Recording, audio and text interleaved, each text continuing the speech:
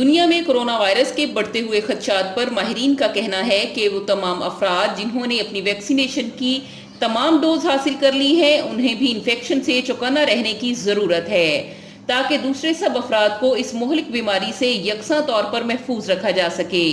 ماہرین نے کہا کہ ماسک کو بغیر دھوئے بار بار استعمال کیا جائے تو اس سے جلد کی مختلف بیماریاں لگ سکتی ہیں۔ ماہرین نے یہ بھی کہا کہ زیادہ دیر تک ایک ہی ماسک لگانے سے آپ جلد کی مختلف بیماریوں میں مبتلا ہو سکتے ہیں۔